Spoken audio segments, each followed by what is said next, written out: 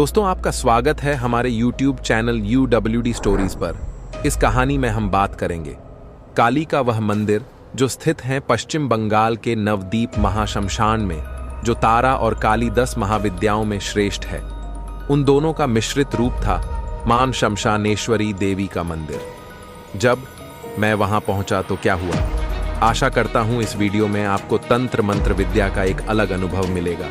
लेकिन वीडियो शुरू करने से पहले यदि आपने अभी तक हमारे चैनल को सब्सक्राइब नहीं किया है तो सब्सक्राइब जरूर करें, क्योंकि इससे हमारी आपसी नजदीकियां पड़ जाती है। तो चलिए अपने कानों में एयरफोन और हेडफोन डाल लीजिए, चलते हैं कहानी की ओर।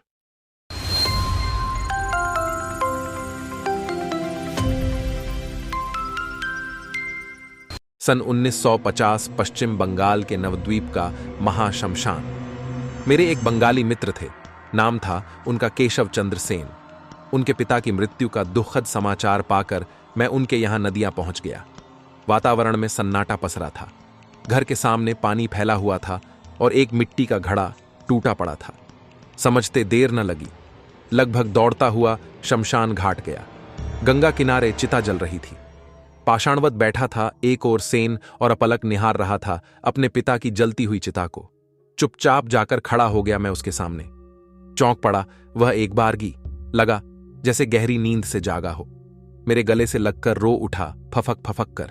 न जाने कब तक रोता रहा वह मेरे सीने से लगकर। पूरे क्रियाकर्म तक रुकना मेरे लिए आवश्यक था, समाज की दृष्टि से नहीं, मित्रता की दृष्टि से। 4-5 दिन तो उसे सांत्वना देने में लग गए, तब कहीं जाकर उसका अशांत मन शांत हुआ। फिर न जाने किस प्रेरणा के वशीभूत होकर प्रायः नित्य ही शमशान जाने लगा। नवद्वीप के शमशान की अपनी एक विशेषता है। श्मशान के चारों ओर विभिन्न प्रकार के रंग बिरंगे सुगंधित फूलों के मन भावन बाग हैं, सुंदर और स्वच्छ घाट हैं। इसके अलावा सुनियोजित ढंग से वहां वृक्ष लगाए गए थे। हम दोनों घाट की सीढ़ियों पर बैठकर मौन साधे घंटों कभी आकाश की ओर तो कभी जलती चिताओं की ओर निहारते रहते थे। नित्य की भांति उस दिन भी बैठा था मैं सेन के साथ शमशान घाट की सीढ़ियों पर। सांझ का समय था। आकाश में काले भूरे बादलों के छोटे बड़े टुकड़े तैर रहे थे। अचानक सेन बोल पड़ा, शर्मा, तुम तो कई बार नवद्वीप आए हो, कभी शमशानेश्वरी काली के मंदिर की ओर गए हो? यह नाम तो मैं पहली बार सुन रहा हूं तुम्हारे मुख से। मैं तो यहां एक ही काली मंदिर को जानता हूं जो शमशान घाट के रास्ते में पड़ता है। नहीं नहीं, उस काली मंदिर की बात मैं नहीं कर रहा हूं। मैं तो शमशानेश्वरी काली मंदिर के संबंध में बतलाना चाहता हूं तुमको। थोड़ा उत्सुक होकर जिज्ञासु भाव से पूछा मैंने। कहां है वह शमशानेश्वरी काली मंदिर? यहां से 2 मील चलना पड़ेगा पैदल। कोई सुनसान और निर्जन इलाका है वह। रात में क्या, दिन में भी लोग उस ओर जाने से कतराते हैं। तीसरे दिन दोपहर के समय सेन के साथ चल पड़ा मैं शमशानेश्वरी काली मंदिर की ओर। शमशान की सीमा पार करते करते सांझ की हल्की हल्की स्याही पसरने लगी थी। आकाश तो साफ था, मगर कहीं कहीं बादलों के छोटे मोटे टुकड़े अवश्य इधर उधर दिख जाते थे। जैसे जैसे हम लोग आगे बढ़ते गए वैसे ही वैसे सन्नाटा भी बढ़ता गया। जंगली रास्ता शुरू हो गया था। मेरा बायां हाथ कसकर पकड़े हुए सेन धीरे से बोला, डर तो नहीं लग रहा है? नहीं, डर कैसा, डर वर नहीं लगता मुझे। ऐसी जगहों पर बहुत घूम चुका हूं मैं। तुम अपनी सोचो, थोड़ा हंसकर मैंने कहा। मेरा हाथ छोड़कर बोला, सेन 2 बार आ चुका हूं मैं। पहली बार किशोरी बाबू के साथ और दूसरी बार अकेला आया था किशोरी बाबू से ही मिलने। किशोरी बाबू के नाम का उच्चारण करते समय थोड़ा उत्साहित हो उठा था सेन। मैंने पूछा, ऐसी क्या खास बात है तुम्हारे किशोरी बाबू में?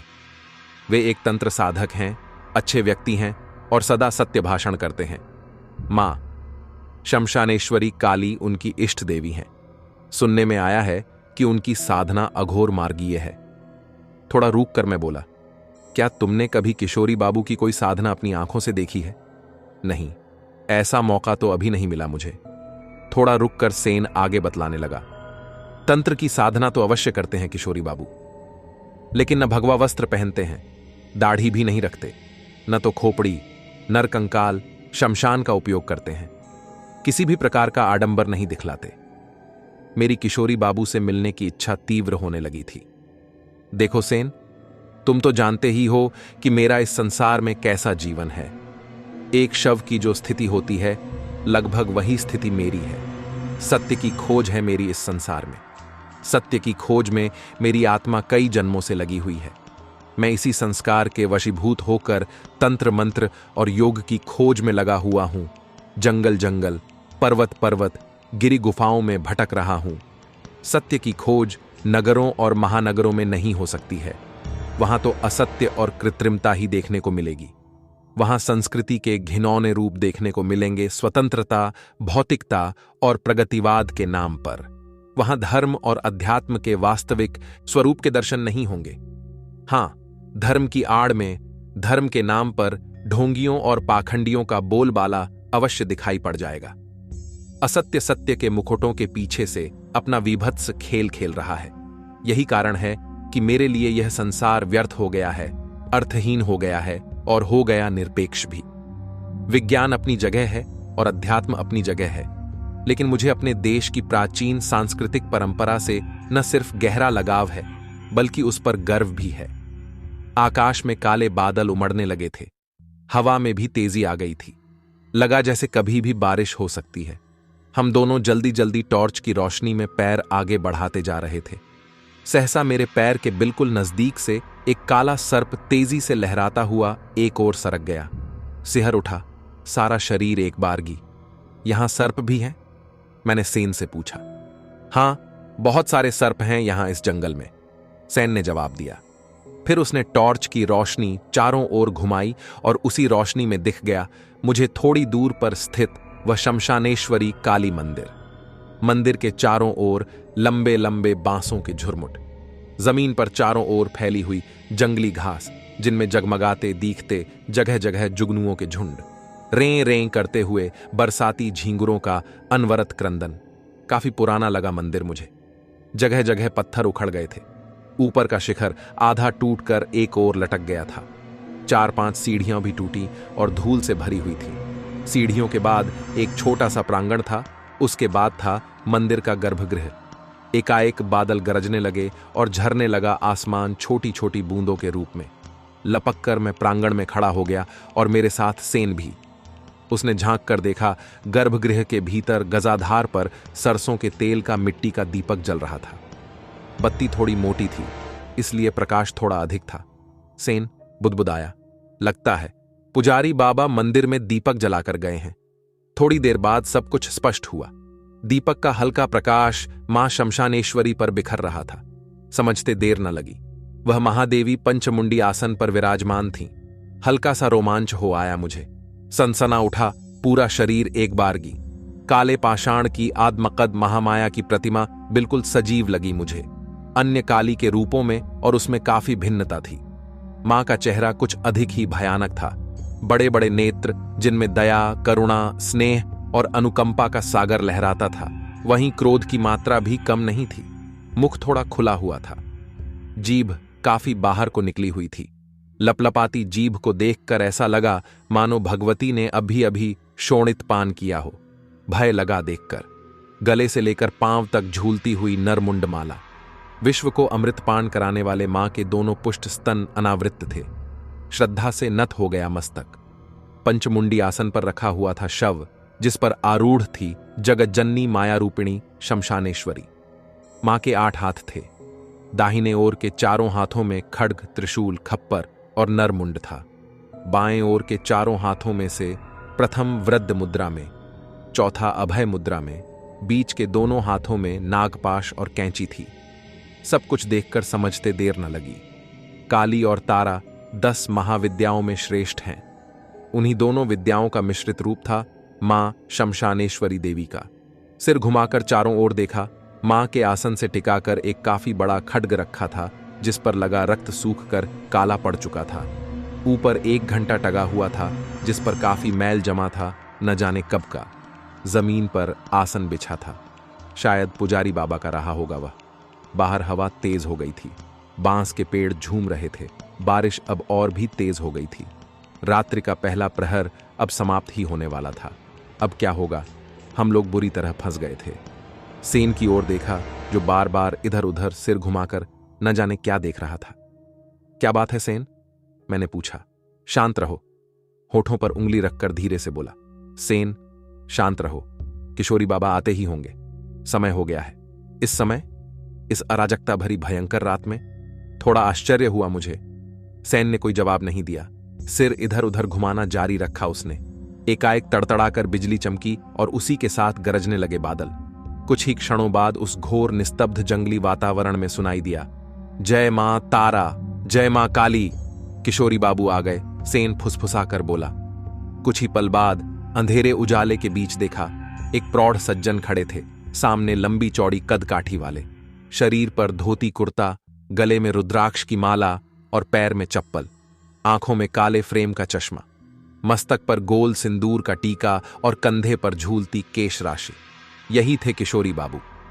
अरे सेन, तुम यहां कैसे इस समय? कैसे आना हुआ? साथ में ये कौन है? मेरी ओर देखकर किशोरी बाबू ने प्रश्न किया। आश्चर्य का भाव था उनके चेहरे पर।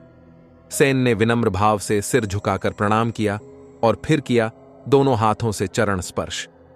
मैंने भी दोनों हाथ जोड़कर प्रणाम किया किशोरी बाबू को। शुभ हो, कल्याण हो, दोनों हाथ उठाकर आशीर्वाद दिया किशोरी बाबू ने। सेन ने मेरा परिचय दिया और अंत में कहा, अध्यात्म में गहरी रुचि है, आपके दर्शन करना चाहते थे। अच्छा अच्छा, बोले किशोरी बाबू, मैं पहले थोड़ा मां के दर्शन कर लूं, फिर बातें होंगी। मंदिर के भीतर जाकर दरवाजा बंद कर लिया किशोरी बाबू ने। 15-20 मिनट के बाद दरवाजा खुला। वे बाहर निकले। उस समय उनका चेहरा खूब लाल हो रहा था, आंखें भी भरभरा आईं। न जाने क्यों थोड़ा सहम गया। बारिश खूब जोर शोर से हो रही थी। सेन थोड़ा पीछे हट गया और उसी के साथ मैं भी। किशोरी बाबू ने बाहर निकलकर एक बार चारों ओर देखा और फिर बोले, पूरी रात तांडव करेगी प्रकृति, यहीं रुकना पड़ेगा अब। दूसरा कोई मार्ग नहीं था। दीवार से पीठ लगाकर बैठ गए किशोरी बाबू जमीन पर। कौतूहल की दृष्टि हो गई थी मेरे भीतर। तरह तरह की जिज्ञासाओं की लहर उठ रही थी मेरे मन के सागर में। अंत में प्रश्न कर ही बैठा, काफी पुराना लगता है यह मंदिर, आपका क्या ख्याल है? करीब 400 वर्ष, और इतना ही पुराना है इस मंदिर से मेरा संबंध भी। चौंकना स्वाभाविक था। समझा नहीं, मैं बोला। समझोगे कैसे? काफी गहरा रहस्य है, व्यग्र होने की आवश्यकता नहीं है, सब कुछ बताऊंगा। इतना कहकर लंबी सांस ली किशोरी बाबू ने। क्या यहां पर बलि भी होती है? मेरा दूसरा प्रश्न था। हां, लेकिन अब नहीं, पहले खूब होती थी। कभी कभी नर बलि भी होती थी। बलि देने का अभिप्राय बलि क्यों दी जाती है, यह प्रश्न था तुम्हारा? हां, मैंने सिर हिलाकर उत्तर दिया।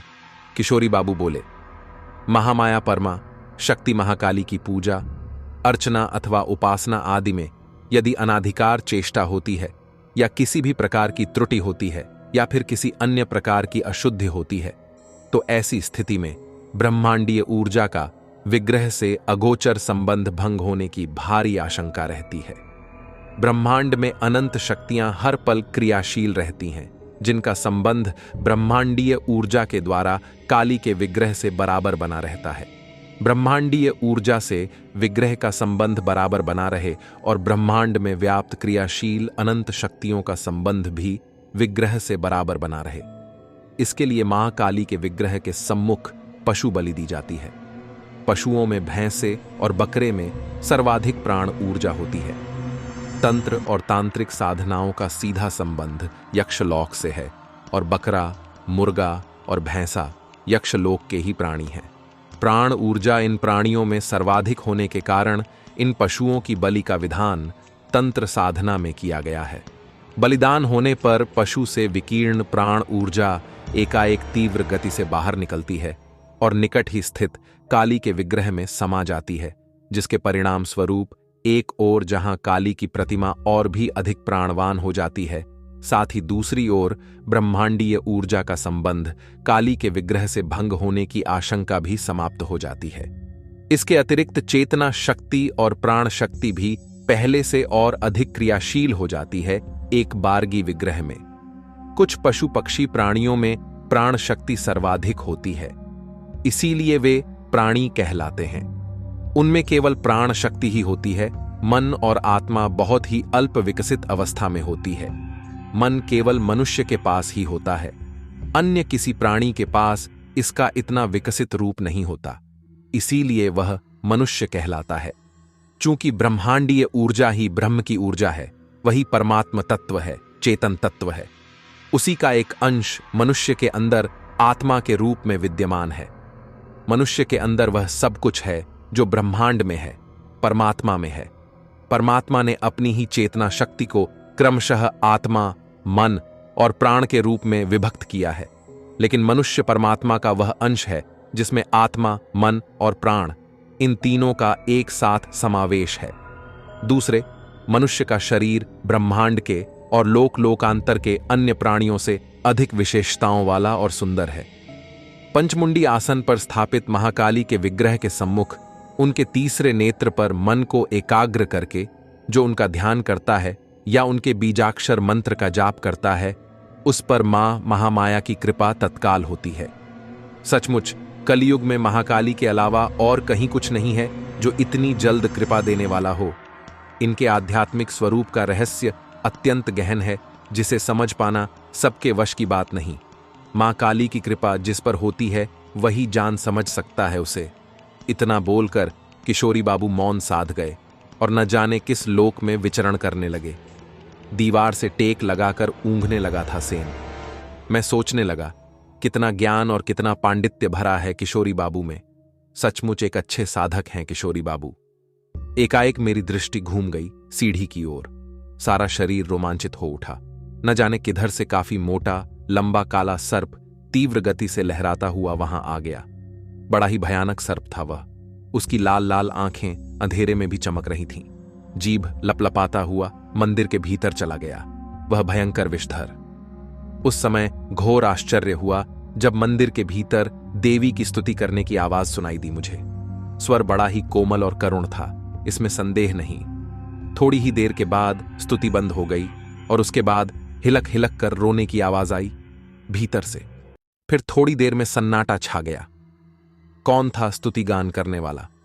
कौन था हिलक हिलक कर रोने वाला? समझ में नहीं आ रहा था। सैन का सिर एक ओर लटक गया। नाक भी घर घर की आवाज करने लगी थी। शायद गहरी नींद में नाक से निकलने वाले घर्राटों की आवाज थी। कुछ देर बाद चैतन्य हुए किशोरी बाबू। सिर घुमाकर चारों ओर देखा, फिर बोले, क्या हुआ? मैंने सारी बातें बतलाईं। सर्प की, स्तुति की, विगलित कंठ से रोने की। सब कुछ सुन लेने के बाद थोड़े गंभीर हुए किशोरी बाबू। फिर मंदिर के भीतर की ओर देखते हुए बोले, चक्रेश्वरी बाबा थे वह। सुनकर चौंक उठा एक बारगी। सब कुछ इंद्रजाल सा लगा मुझे। जम्हाई लेकर बोले, किशोरी बाबू, तुम बहुत भाग्यवान हो। एक उच्च कोटि के तंत्र साधक का सर्प योनि में तुम्हें दर्शन लाभ हुआ। उनका स्तुति गान भी सुनने को मिला। जीवन कृतार्थ हो गया तेरा। यह सुनकर जहां एक ओर आश्चर्य और कौतूहल से भर गया, वहीं दूसरी ओर भय से भी भर उठा मैं। क्या वास्तव में उस भयंकर विषधर के रूप में एक परम तंत्र साधक था कोई? बार बार यही प्रश्न उभरने लगा मेरे मस्तिष्क में।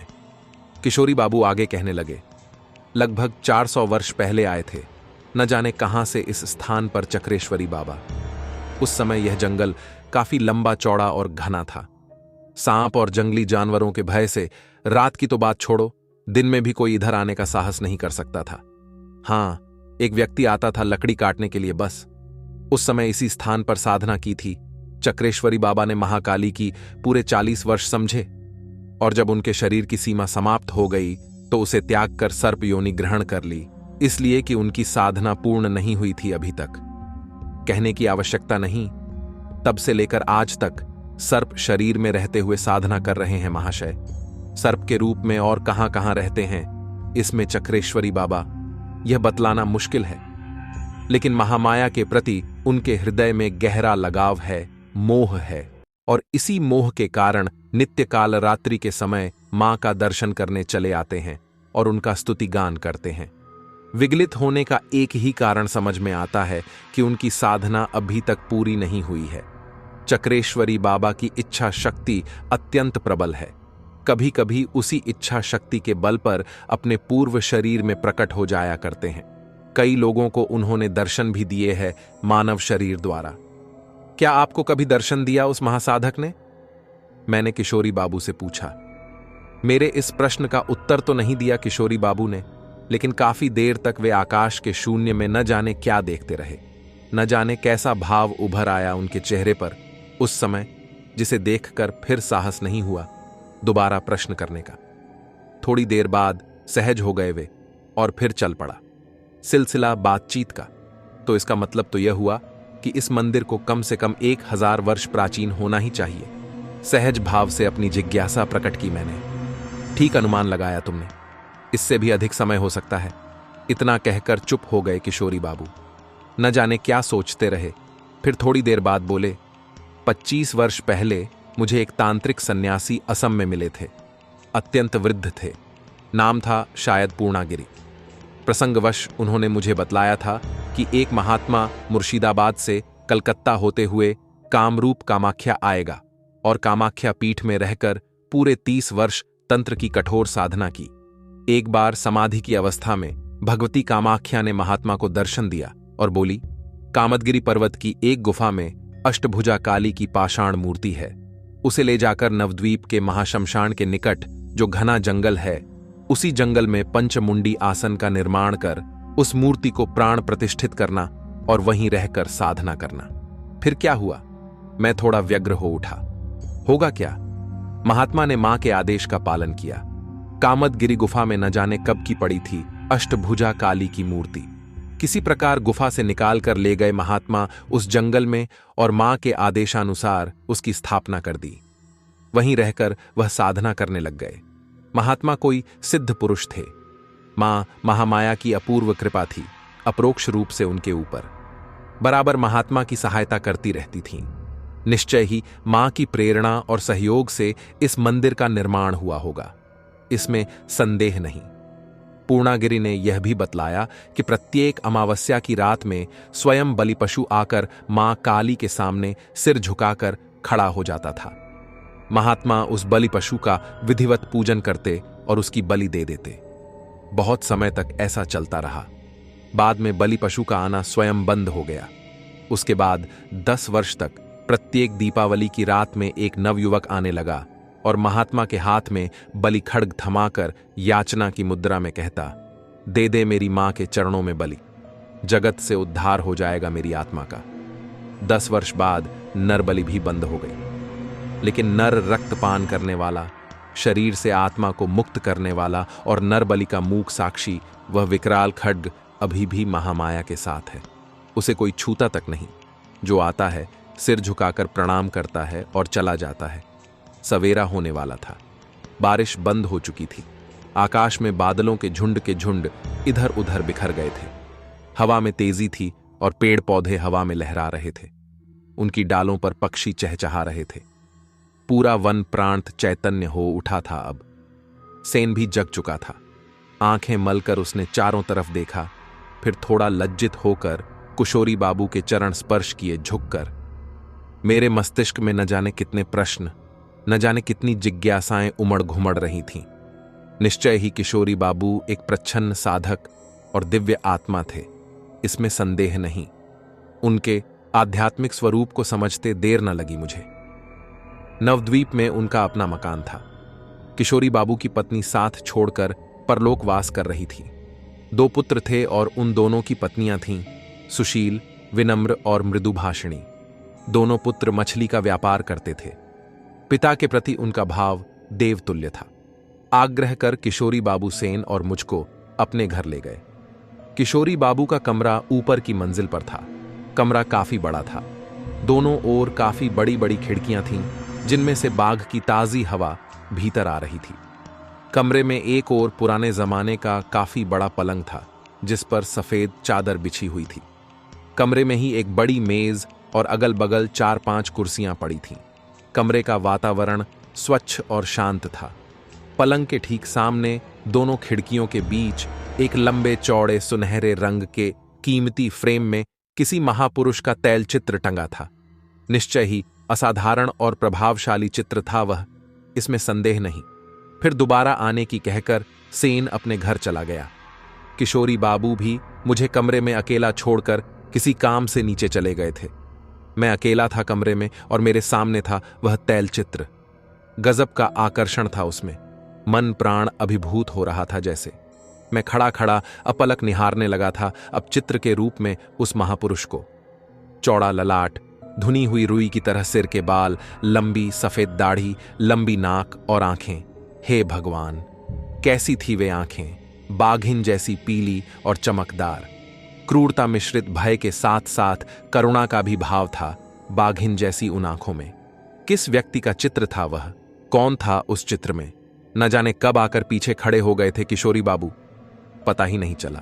हंसकर बोले, ये मेरे गुरुदेव हैं। अच्छा, बड़ा ही सजीव चित्र है गुरुदेव का, मैंने कहा। फिर किशोरी बाबू की ओर मुड़कर उनकी ओर देखते हुए सहज भाव से कहा, आप तांत्रिक जैसे लगते नहीं। धोती कुर्ता पहनते हैं, बिल्कुल साधारण वेशभूषा और रहन सहन। रुद्राक्ष की माला, नरमुंड, शराब की बोतल, रक्तवसन, त्रिशूल कुछ भी नहीं है आपके पास। मेरी बात सुनकर हो कर हंसने लगे किशोरी बाबू। फिर बोले, गृहस्थ जीवन में साधना नहीं हो सकती क्या? अपनी अपनी समझ है। जहां तक मेरा विचार है उसके अनुसार गृहस्थ जीवन में रहकर साधना करने वाला साधक सच्चा साधक होता है। वह परिपक्व होता है। नदी की धारा में बहना सरल है, श्रम नहीं करना पड़ता, लेकिन विपरीत धारा में बहना बहुत कठिन और श्रम साध्य है। ऐसा ही समझो, गृहस्थ रहकर साधना करना उल्टी धारा में बहने के समान है। भौतिक वातावरण में रहें, भौतिक सुखों का आनंद लें, भौतिक वस्तुओं का उपयोग करें, कौन भला मना करता है? लेकिन हां, रहें निर्लिप्त, रहें निरपेक्ष, रहें निर्विकार। ऐसी स्थिति में जो साधना होगी वह महत्वपूर्ण होगी अपने आप में। देर नहीं लगेगी लक्ष्य प्राप्त करने में। साधक को तो ऐसा होना चाहिए कि किसी को पता ही न चले कि वह साधक है। माता पिता, पत्नी तक को नहीं। सच पूछा जाए तो जो सच्चा साधक होगा वह कभी भी अपने स्वरूप को व्यक्त नहीं करेगा और न तो कभी किसी को बतलाएगा अपने विषय में। किसी भी प्रकार का पाखंड और आडंबर भी नहीं करेगा वह। सदैव उससे दूर ही रहेगा वह। अब रही बात दंड, कमंडल, माला, आसन, त्रिशूल, रक्त वस्त्र धारण, शव पूजन, चिता साधना, शमशान साधना, मांस मदिरा भक्षण, मुद्रा, मैथुन, भैरवी पूजा, भैरवी के रूप में परकिया नारी का भोग, चक्र पूजा, चक्रार्चन आदि की बात तो शर्मा जी, मैं स्वीकार करता हूं कि ये सभी वस्तुएं तंत्र की बहिरंग साधना की अति मूल्यवान, अति महत्वपूर्ण और विशिष्ट अंग हैं, किंतु हैं अपने आप में अति गूढ़, गोपनीय और रहस्यमय। जो लोग उनकी गूढ़ता को समझे बिना, उनके रहस्यों से परिचित हुए बिना यौगिक क्रियाओं का आश्रय लिए इनका उपयोग करते हैं, उनका परिणाम अत्यंत भयंकर होता है। उनकी दुर्गति भी कम नहीं होती। जीवन नरक बन जाता है उनका। ऐसे ही लोगों के द्वारा तंत्र में पाखंड और आडंबर का जन्म होता है, जिसका परिणाम होता है तंत्र जैसी पवित्र विधा की बदनामी। आजकल चारों तरफ तंत्र की बदनामी हो रही है।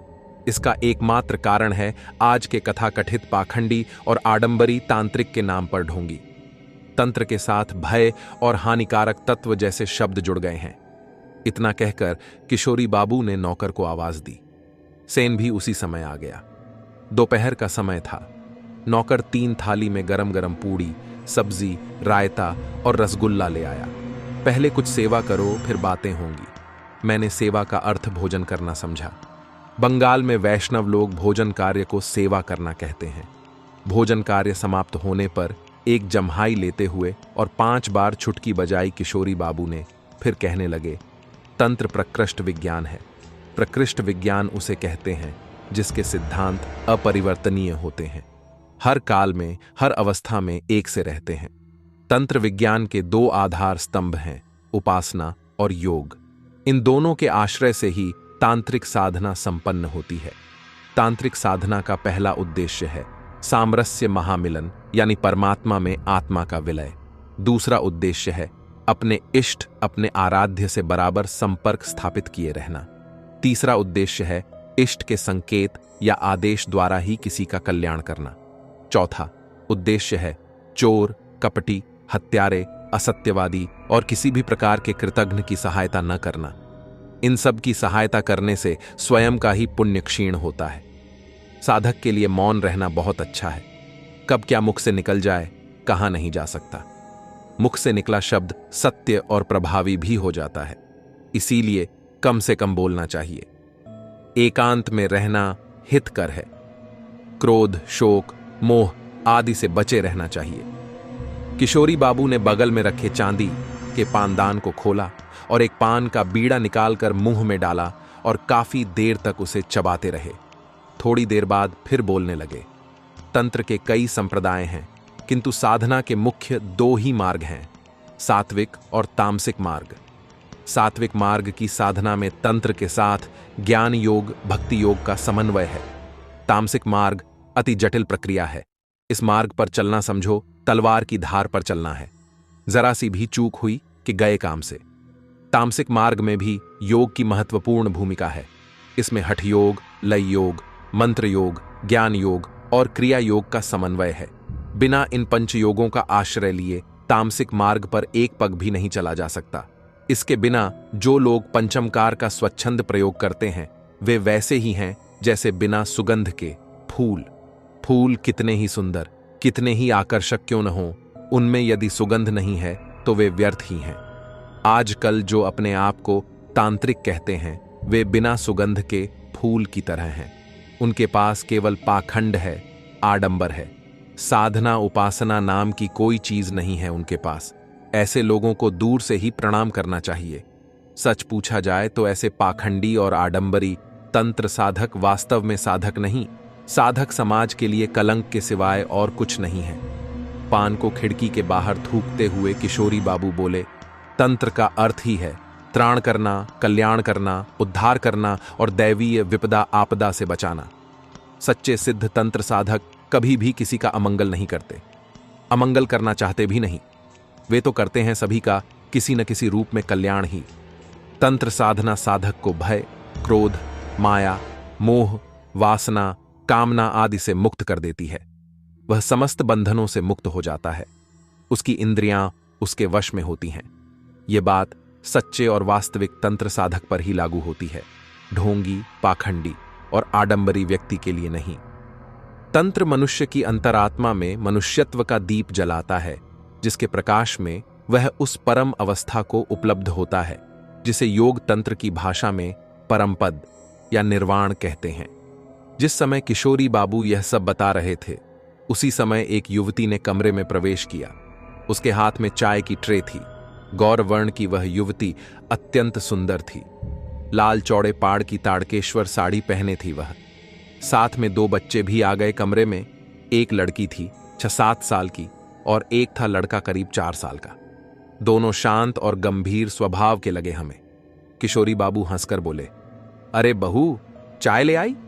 कितना ख्याल रखती हो तुम मेरा। किशोरी बाबू थोड़ा रुके और फिर बोले, शर्मा जी, ये मेरी बड़ी बहू है अनामिका, और ये दोनों मेरे पौत्र पौत्री हैं, दीपेश और दीपिका। दोनों बच्चे बहुत सुंदर थे, सभ्य और सुसंस्कृत भी लगे मुझे। तभी किशोरी बाबू के बड़े लड़के श्यामल बाबू भी आ गए। सुदर्शन युवक, सहज, सरल, विनम्र स्वभाव।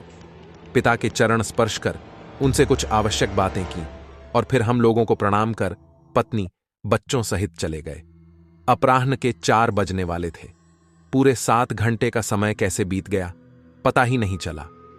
सत्संग के अंतर्गत प्रसंग ऐसा था कि जिसने मेरे मन में नाना प्रकार की जिज्ञासाएं उत्पन्न कर दी थीं।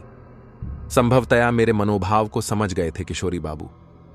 एक बार मेरी ओर देखा और फिर चुटकी बजाई। थोड़ा रुक कर कहने लगे, केशव के पिता की अंतिम क्रिया तक तो रुकना ही पड़ेगा तुम्हें। मैंने हां कहकर सिर हिला दिया। केशव अकेला है, मेरे साथ रहने से उसे थोड़ा बल मिलेगा। सारा बोझ है उस पर। ऐसी दशा में मित्र को कैसे अकेला छोड़ा जा सकता है। फिर मैं उठा और किशोरी बाबू के चरण स्पर्श कर चला आया। 3-4 दिन केशव चंद्र सेन के साथ व्यस्त रहा। फिर समय निकालकर चला आया किशोरी बाबू के पास। मुझे देखते ही प्रसन्न हो उठे वे। हंसते हुए बोले, आओ आओ शर्मा जी, बहुत सही समय पर आए, तुम्हारी ही प्रतीक्षा कर रहा था। फिर उन्होंने नौकर को चाय लाने की आवाज लगाई। नौकर चाय ले आया। एक घूंट पीते ही मन हल्का हो गया। चाय का कप मेज पर रखते हुए मैंने उनसे पूछा, आपका उपास्य कौन है? आदिशक्ति महाकाली। उन्हीं का आश्रय लेकर मैं हर समय गुरु स्मरण तथा अग्निस्मरण करता रहता हूं। मानव शरीर में सर्वोच्च शक्ति महाकाली कुंडलिनी के रूप में विराजमान है। ऐसी ही एक और शक्ति है मानव शरीर में, और वह है काम शक्ति। काम शक्ति शब्द 2 शब्दों से बना है। पहला है काम शब्द और दूसरा है शक्ति शब्द। तंत्र में काम शिव रूप है और शक्ति है शिवारूपा, अर्थात शिव शिवा। शक्ति रूपा शिवा ही महाकाली है। महाकाली शिव पर आरूढ़ है, जिसका अर्थ है काम पर विजय। यह विजय इस बात का संकेत है कि काम वासना पर तन से, मन से, आत्मा से विजय प्राप्त करने वाला साधक ही कुंडलिनी शक्ति को जागृत कर सकने में समर्थ होता है। कुंडलिनी शक्ति ब्रह्म रूपा है, जिसमें सूर्य, चंद्र, अग्नि के रूप में इच्छा, ज्ञान और क्रिया अथवा मन, प्राण और वाक में तीनों शक्तियां समाहित हैं। मैं अग्नि की उपासना अपनी साधना क्रिया में करता हूं। किशोरी बाबू ने कहा, आरंभ में मेरा कोई गुरु नहीं था और न तो था कोई पथ प्रदर्शक ही। जो कुछ इस दिशा में करता था अपने मन से करता था। 26 वर्ष की आयु में मेरा विवाह हो गया। पत्नी का नाम कात्यायनी था। पत्नी सुशील, विनम्र, आज्ञाकारिणी और पतिपरायणा सिद्ध हुई। ऐसी पत्नी का मिलना आज के युग में दुर्लभ है, लेकिन वह अधिक समय तक साथ न दे सकी। 2 पुत्रों की मां बनने के बाद वह एक मामूली बीमारी में मेरा साथ छोड़कर हमेशा के लिए चली गई संसार से। उस समय मेरी अवस्था 30 वर्ष थी। परिवार में वृद्ध माता पिता के अलावा और कोई नहीं था। 2 बच्चों को अकेले संभालना मुश्किल था मेरे लिए। लोगों ने दूसरी शादी करने की सलाह दी। 2-3 लड़कियां भी देखी गईं मेरे लिए, लेकिन आत्मा ने स्वीकार नहीं किया। आत्मा को तो चाहिए थी कात्यायनी जैसी। वह कहां संभव था। तभी मेरी मौसेरी बहन आ गई। विधवा थी वह, बाल बच्चे नहीं थे उसके। मेरे बच्चों को अपने बच्चे समझकर पालन पोषण करने लगी। निश्चिंत हो गया मैं। साधना में जो बाधा थी वह दूर हो गई। मैं सुबह शाम गंगा तट पर चला जाता और एकांत में बैठकर ध्यान मग्न घंटों रहता। समय का ख्याल नहीं रहता मुझे। संसार, समाज, परिवार से विरक्त हो गया था मैं। मेरे जीवन में शून्य के सिवाय और कुछ नहीं बचा था। उन्हीं दिनों नवद्वीप में मुझे एक सन्यासी मिले। युवक थे। नाम था शिवचरण शाक्त। शायद तांत्रिक सन्यासी थे महाशय। बोले, बिना गुरु के कुछ नहीं होगा। इसी प्रकार से भटकते रहोगे तुम। किशोरी बाबू ने पूछा, गुरु मिलेंगे कहाँ? खोज करो। क्या नहीं मिल सकता खोज करने से? कहने की आवश्यकता नहीं, गुरु की खोज में निकल पड़ा। न जाने कैसे तारापीठ पहुंच गया मैं। तारापीठ तो सुना ही था। अत्यंत जागृत स्थान है वह, जहां साधक लोग साधना करते हैं। क्या बताऊं शर्मा जी, तारापीठ की सीमा में प्रवेश करते ही मेरा माथा हल्का हो गया। सारा शरीर भी रोमांचित हो उठा मेरा। काफी लंबा चौड़ा विशाल शमशान था। दिन भर उसी शमशान के चारों ओर घूमता रहा, लेकिन क्यों, खुद ही समझ नहीं पा रहा था। मंगला आरती के समय मंदिर के अंदर गया। भीतर तारा मां की भव्य मूर्ति देखकर थोड़ा भय का संचार हुआ। फिर शांत मन से दोनों हाथ जोड़कर मां का ध्यान करने लगा मैं। न जाने कब और कहां से आकर मेरे बगल में एक तांत्रिक सन्यासी महाशय खड़े हो गए। लंबी चौड़ी काठी का शरीर, गौरवर्ण, लंबी दाढ़ी, सिर पर जटाझूट, शरीर पर लाल वस्त्र, गले में रुद्राक्ष की माला, हाथ में एक छोटा सा सोटा, दंड और पीतल का बड़ा कमंडल। सन्यासी के चेहरे पर एक तेज था। बड़ी बड़ी आंखें जैसे जल रही थीं। चौड़े ललाट पर भस्म का त्रिपुंड और लाल सिंदूर का गोल टीका लगा रखा था उन्होंने।